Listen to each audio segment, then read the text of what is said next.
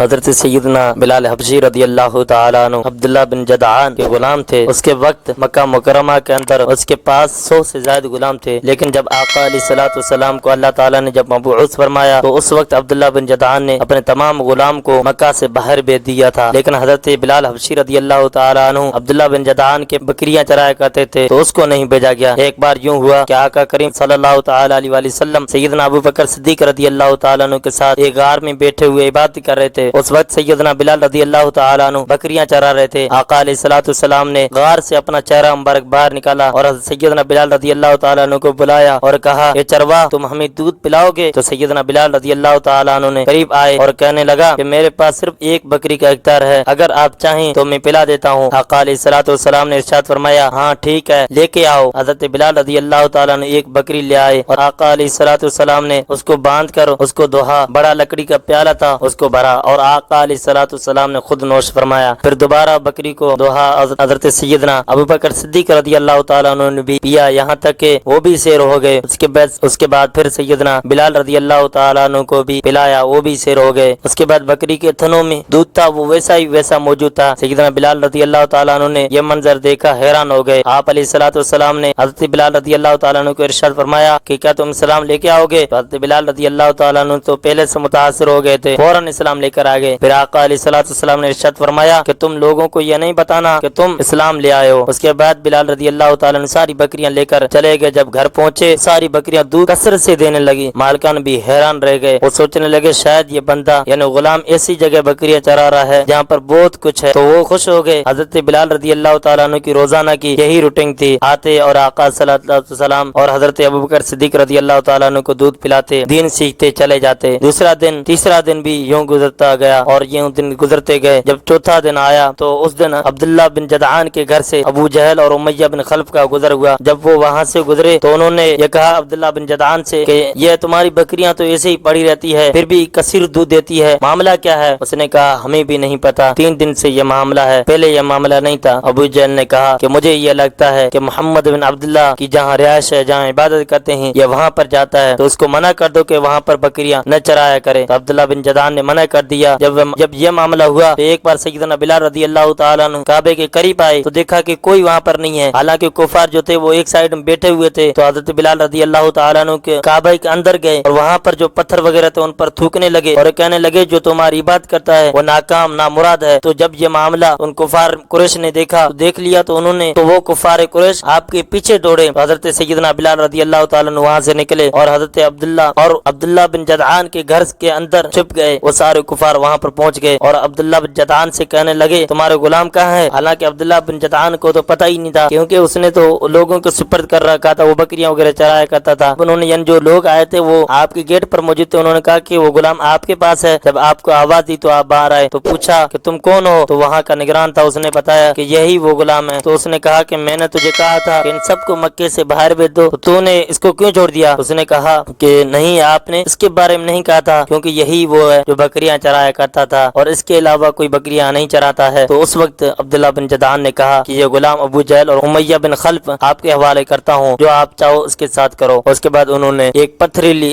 گرم زمین پر لے کر آئے اور اللہ اکبر اور آپ کو وہاں پر لٹایا اور مارنے لگے۔ اب آپ کو زور زور سے مارنے لگے تو حضرت سیدنا ابو بکر صدیق رضی اللہ تعالیٰ عنہ کا وہاں سے گزر ہوا اور فرمانے لگے امیہ تمہارا اس بیچارے نے کیا بگاڑا ہے؟ تو امیہ بن خلف وہ اپنے ساتھیوں سے کہنے لگا دیکھو میں اس کے ساتھ کیسا مذاق کرنے والا ہوں، ایسا مذاق کرنے والا ہوں جو آج تک کسی نے بھی نہیں کیا ہوگا۔ تو امیہ بن خلف نے حضرت ابوبکر صدیق رضی اللہ تعالیٰ عنہ سے کہنے لگا کیا تم اس غلام کو مجھ سے خریدنا چاہو گے؟ تو انہوں نے کہا میں خریدتا ہوں، تمہیں اس کے بدلے میں کیا چاہیے؟ تو اس نے کہا کہ جو تمہارا فستاس نامی غلام ہے وہ اس کے بدلے خریدوں گا۔ تو بڑا وہ قابل تھا اور وہ پیسے ور یعنی پیسہ اس کا جو تھا وہ لوہار تھا۔ تو حضرت ابوبکر صدیق رضی اللہ تعالیٰ عنہ نے کہا کہ واقعی تم خریدنا چاہتے ہو، مذاق نہیں کر رہے ہو؟ تو اس نے کہا کہ واقعی میں خریدنا چاہتا ہوں۔ جب یہ بات ہوئی تو لیکن وہ پھر اپنی بات سے مکر گیا اور اس نے کہا کہ اس کے اہل و عیال بھی ساتھ میں چاہیے، ساتھ میں دو گے تو میں اس غلام کو آپ کے سپرد کر دوں گا۔ حضرت ابوبکر صدیق رضی اللہ تعالیٰ عنہ نے کہا کہ یہ بھی ٹھیک ہے، میں تجھے یہ بھی دیتا ہوں، سب کچھ دیتا ہوں، لیکن پھر بھی وہ مکر گیا۔ اس نے کہا کہ مجھے تو یعنی 200 دینار دو گے تو میں یہ تجھے غلام دوں گا۔ جب یہ بات ہوئی تو حضرت ابوبکر صدیق رضی اللہ تعالیٰ نے کہا کہ تم جھوٹے ہو، تم پر اللہ تعالیٰ کی لعنت ہو۔ تو اس نے کہا کہ اب کی بار میں جھوٹ نہیں بول رہا ہوں، اب کی بار جو میں کہہ رہا ہوں یہ سچ ہے، مجھے یہ دے دو، میں تجھے غلام دے دوں گا۔ تو حضرت ابوبکر صدیق رضی اللہ تعالیٰ عنہ نے اسے وہ فستاز نامی غلام اور اس کے اہل و عیال اور 200 دینار دے دیے، اور یوں حضرت سیدنا بلال حبشی رضی اللہ تعالیٰ عنہ کو آزاد کروایا اور آقا علیہ الصلوۃ والسلام کی بارگاہ میں لے کر آئے۔ اور آپ کے بارے میں آتا ہے کہ آپ جو تھے وہ سابقین یعنی سب سے پہلے اسلام لانے والے میں سے ہیں، اور آپ اسلام لانے کے بعد بڑی مشقتیں بڑی اذیتیں آپ نے برداشت کی، اور کہا جاتا ہے کہ آپ کو مشرکین تھے وہ آپ کو باندھ کر کفار مکہ کے حوالے کر دیتے تھے، وہ آپ کو مکہ کی بازاروں کے اندر گھسیٹتے تھے، لیکن آپ کی زبان پر ایک ہی کلمہ تھا، وہ یہ تھا احد احد، آپ کی زبان پر جاری تھا۔ اللہ کریم ہم سب کی دلوں کو صحابہ کرام کی محبت سے شاد و آباد فرمائے، آمین آمین۔